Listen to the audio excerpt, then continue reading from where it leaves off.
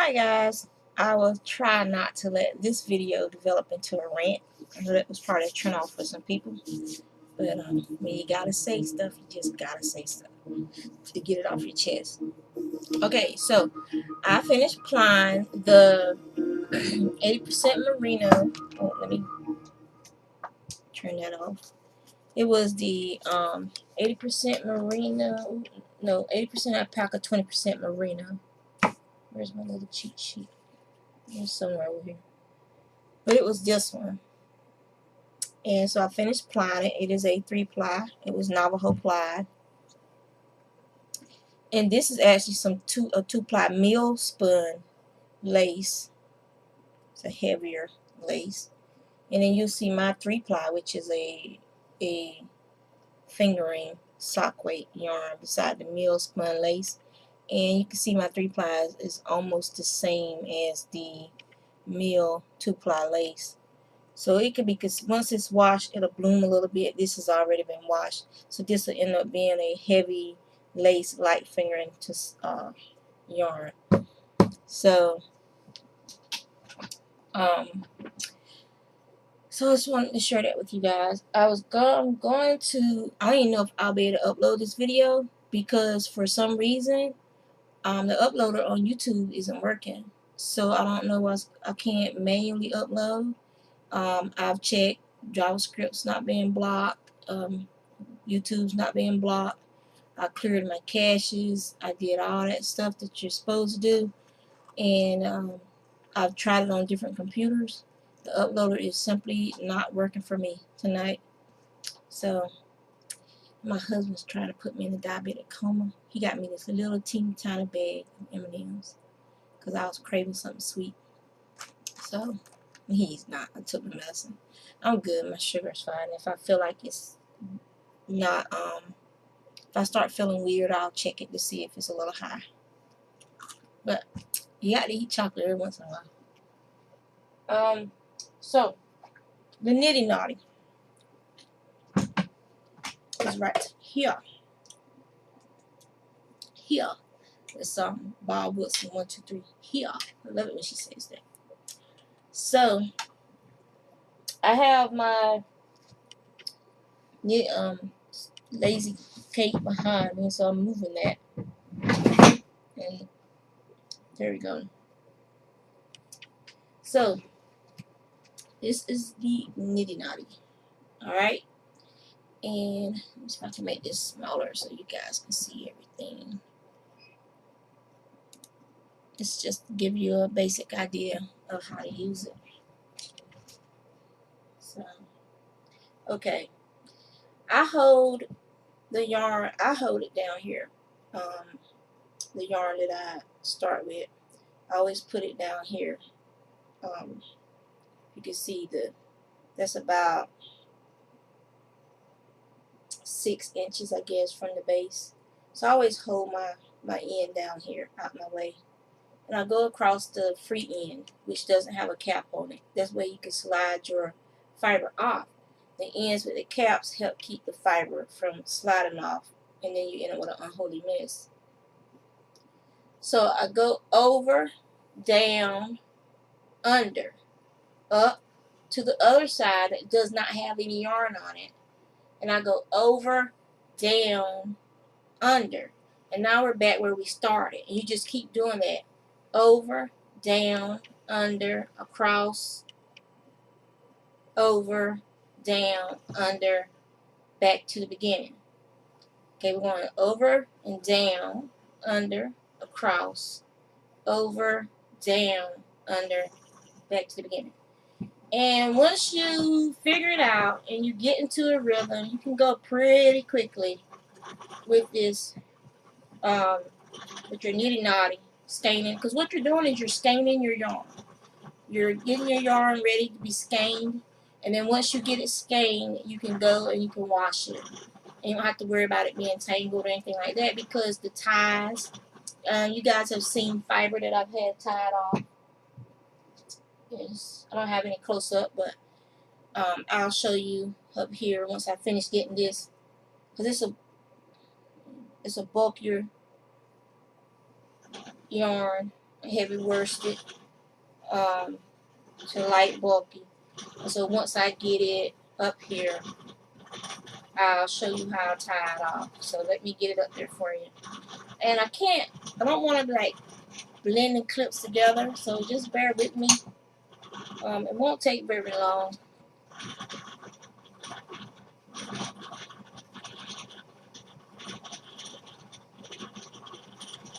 Maybe another 3 minutes at the most.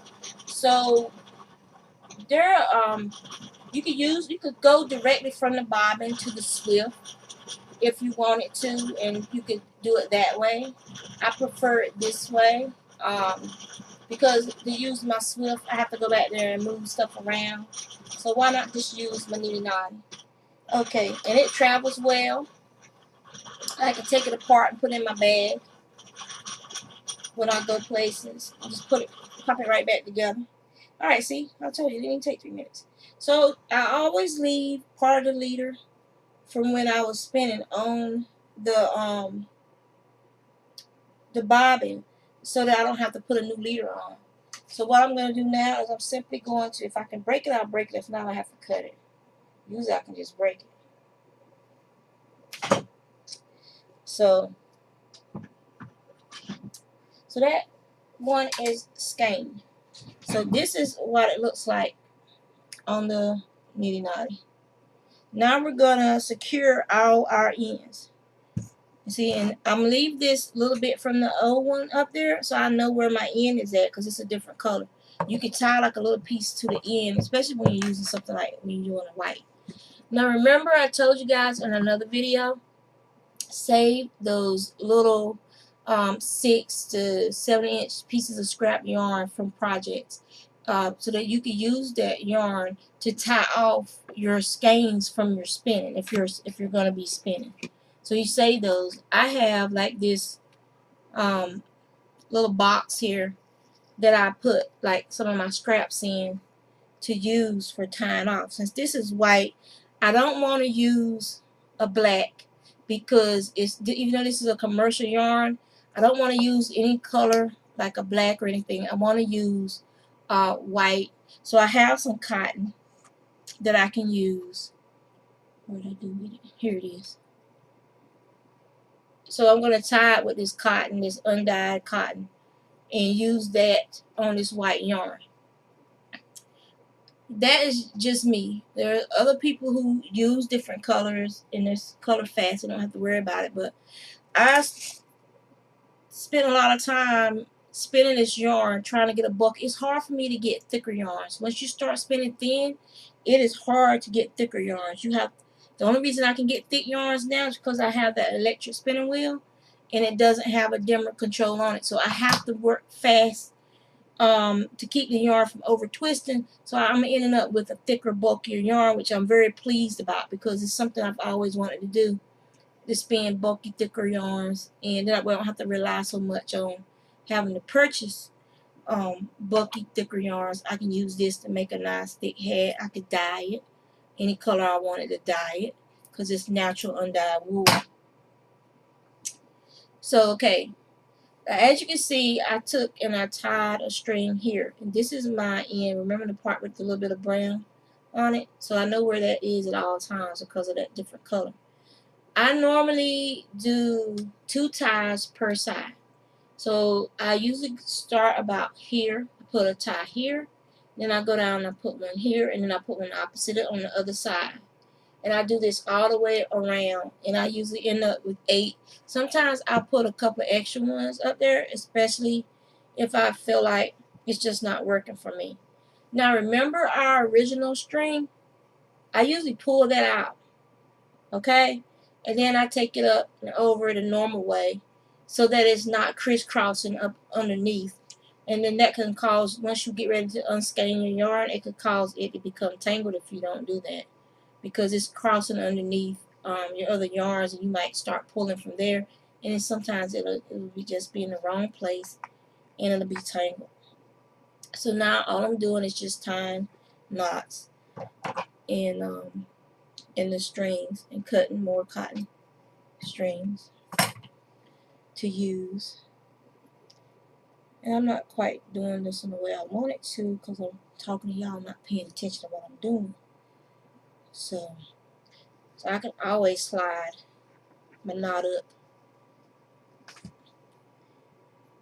if it's too tight. Then just don't even worry about it. Just tie another one. You can also do this for resist dyeing. Tie it real tight. Like get if you have like a wide strip of cloth or something that's real wide, and you could tie it real tight. And it's do what's called resist dyeing, because it's tied so tightly the color can't get to the fiber beneath it. And so when you take the fiber off, you end up with these lines from where you did the real tight ties, and that's called resist dyeing. And you can come up with some very interesting effects and striping that way, and pooling as well. If I can get this thing uploaded, I'll post a link to Rexanne's videos. If not, then look for the name Rexanne. She did some videos a couple of years back, and she's a spinner and a dyer and everything. And she did a video where she was demonstrating resist dyeing. So it was very interesting. She's a very unique individual, and she's also a girl gamer. So, okay, my dream job would probably be to work on a farm, I guess. Be out in the country, so I can have a vegetable garden and stuff like that. I think my dream job would probably be to work on a farm that had fiber animals and stuff of that nature. So that's 1, 2. Let me move this one down. Okay, that's about where I want it. Cut another one. I think that would probably be my dream job, where I could just, spin, play Farmer Jane. But I hate the cold. That's the only thing about it. I wouldn't want the animals to be, too hot, or so I would have to live somewhere that has seasons that are greater than even here on the East Coast, so that the animals could have some comfort sometimes. So as you can see, I have my ties. This is the one I wasn't paying attention. It should be a little bit higher. I guess I could get one of my crochet hooks and pull it up some more. Or maybe I'll be able to get it to work up. But I have 8 ties on it so far. Now, if this was an overspun yarn, I would put even more ties on it. And you see with new spinners, they overspin a lot because they haven't reached that point where their hands, their minds are in sync. So they're not quite sure how long yet to hold the yarn and that twist get into it. That comes with practice and time, and you'll get a feel for the process, and it'll get easier over time. Alright, so we're going to take it off. Remember, this is the end that doesn't have the cap on it. So you just slide it off. And then the others will just come on off on their own. And you're done. You've skeined, my light's going to fall. You've skeined, and as you can see, it's not curling on itself and just curling up. That means it's already pretty balanced. So all I have to do is wash it and it'll fluff up. But once you skein it, I twist it with my right hand, holding it steady with my other hand. And then I just take it through the loop up here on the other side. Just take it through the loop there. And there you go. A skein of yarn. It can be washed now. I don't have to worry about it curling up and getting all crazy. And there you have a nice skein of a bulky weight yarn. I'm very proud of that because, like I said, it's hard for me. This is normally, I spin fine. That's a 3-ply, and it's just as fine as this is mill spun yarn. And for somebody else was wondering about that, about do I spin yarn evenly? Alright, this yarn right here was spun at a mill. This string right here was spun by machines. Okay? And this is mine. So yes, I spin very evenly and I apply very evenly. I've been doing this now for going on 4 years, I think, and I love doing it. I wish I had kept track of exactly how much I've spun over that 4 year period, but it's a lot of yarn, and I love spinning. Like I said, this puts me spinning yarn puts me in my happy place. And I love doing it, and that's why I'm sharing this with you guys, because it is a wonderful hobby. If you're going to pick it up, it is a wonderful hobby for mental well-being and mental preparedness, because it's meditative. While you're spinning, you're watching that wheel or your hands. It's a very methodical, simple process. It's almost hypnotic in a way, and it puts you in a place where you're just at peace and comforted, and just that feel of that fiber going through your fingers, and knowing that you're making this something that you can use if you're a crafter or give to friends. I give it away all the time to people, and it makes you feel good watching their faces, because I am a spinner, and I have so many friends who are spinners, and friends who are older knitters, and they know about hand spun and stuff. So it's always surprising to me when someone tells me they've never even held hand spun yarn before, and I think that's a shame. So that art, even though to me I feel like it's a lot of people that do this, but in a way there's a lot of people that don't even have no concept of other than going to the store to buy yarn, that they can make it themselves. Alright, so that's done. It's going over into the basket, which is full again, so that it can get washed. I still have to do those 2 big brown bobbins, and I have to skein up this sock yarn. I still need to apply 2, 3, 4, and I'm already working on the 5th bobbin of the off of my B, applying those up. Alright, which way this? I don't want that thing to come apart. Oh, so I dropped something. Oh well, I might find it. I might not.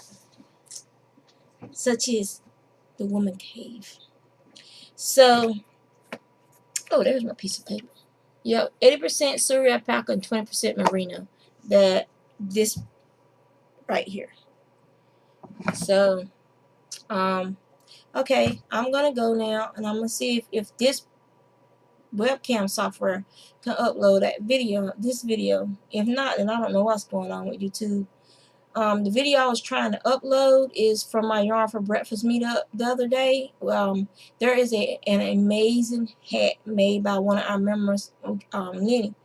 And this hat is like the Mad Hatter, but she did a design on the hat, and it is absolutely gorgeous, and everybody was having fun trying the hat on and stuff. So I really wanted to share that with you guys, but I can't get YouTube to upload from either of the computers. I don't know what's going on with YouTube tonight, because I just uploaded a video yesterday. So, oh well, maybe somebody complained about me ranting about people stealing my camera and stuff. I don't know. Who knows? So hopefully this will upload, and if it does, if it doesn't, I'm sorry. I'll just, send somebody a message and stuff and say, hey, I can't upload my videos anymore. And then I'll just upload it to my website, and I'll post a link up here and let you guys know that I uploaded the video to my website, and you can go view the videos there until YouTube gets their uploader thing fixed. And because this computer uses Windows 7, and everything's updated on it. My main computer is still XP, because I don't want to lose all my graphics programs and stuff up there, or have to try and reinstall them, because they are a couple years old. So Adobe might not, since Adobe owns Macromedia and stuff now, they might not honor my previous purchases. And even though I still have the boxes with the serial numbers and stuff, you know how it is. It's all about that. And I'm not trying to be spending, you know, a couple of grand just to get those programs updated. Because not considering I don't use them as much as I probably should. Because I don't do a lot of web design work anymore. Because I'm not a people person. It's like, okay, you know, you hire somebody to do something for you, and that person went to school for it.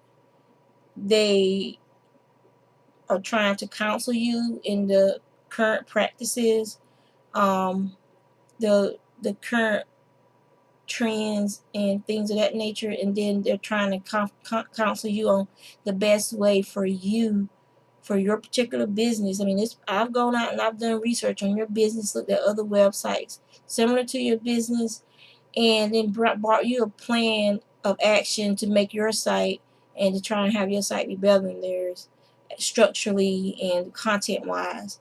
And yet still you want things that are not related to your business on that site. The site represents your business. If you want to put personal stuff, then you need to get you a personal page for like your resume. You know, use your Facebook if you want to put personal stuff. You know, your website is for your business. It's supposed to represent your business. For some of the people that I'm talking about like lawyers and stuff like that. You don't want your personal stuff, but business stuff like that. So like for me, for my spinning and stuff, I do put personal stuff up there on my spinning site because I'm personally going out to the fiber mill, these other places, and taking video and taking pictures. So it depends on the purpose behind your particular website and what it's about. And people enjoy seeing us going out there and interacting with the owners and the animals, or wherever we're going, whatever fiber festival we're at, whether it's Maryland Sheep and Wool and pictures. That's part of spinning. That's part of the fiber industry, is going to all these different fiber related events, whether it's a personal trip or a business trip. And so you put up pictures to share with people your experiences with product, with people, and just the whole atmosphere of the situation. So it might encourage someone to say, well, I want to go to Maryland Sheep and Wool this year. You know, it's only an hour away. Or, you know, I want to go to the Carolina Fiber Festival this year. I want to meet this designer. I want to take that class. You know, it might help encourage someone to get out and go meet other like-minded people. And anyway, that's my goal anyway. And all right, so it's at 22 minutes. This is what I'm reading right now. If you haven't read the Kristen Feehan series of the Sea Haven novels with the sisters and all that stuff, it's a fun series, but I don't know why, but I just can't pick up that book. The last one, I liked it a lot. I felt a little disappointed. I'm not sure why. Cause I felt like, you know, she could have knocked out 2 books, but that one book, it was the one where the girl, she's like autistic. So she has some issues, but she's a very high functioning autistic. And there's a lot of them out there in the real world. People don't even realize that's what's, you know, wrong with them. But I like her books. I like the research she puts into her books. And I like the way they read. And I'm a fast reader, so I could have knocked that out probably in 3 hours. If nobody bothered me. Or if I didn't. Like when this thunderstorm finished rolling by, you know, I can go online and play my game and stuff, but whatever. Let me see if I can find my messages. Let me go to my inbox. Oh,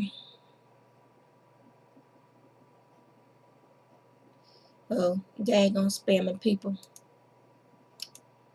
Let me delete you. Alright. Okay. 2013 chick. I will probably be playing Sunday afternoon. I'll contact you. I'll put you on my friend list. So send me a message so we could try and figure out a time when you're playing. And I play Horde. So if you didn't say whether you made a Horde or Alliance tune. So I only play Horde tunes. I do not play Alliance. Horde from the beginning, Horde to the end. So send me another message and we can discuss that. Far as, you know, getting some playing time together and getting you some runs and stuff up, because I have a couple, like 2 lobies, you know. So just let me know, We'll see what we can do. And it's nice to be able to find another like-minded gamer on my server. So, alright, I'm out.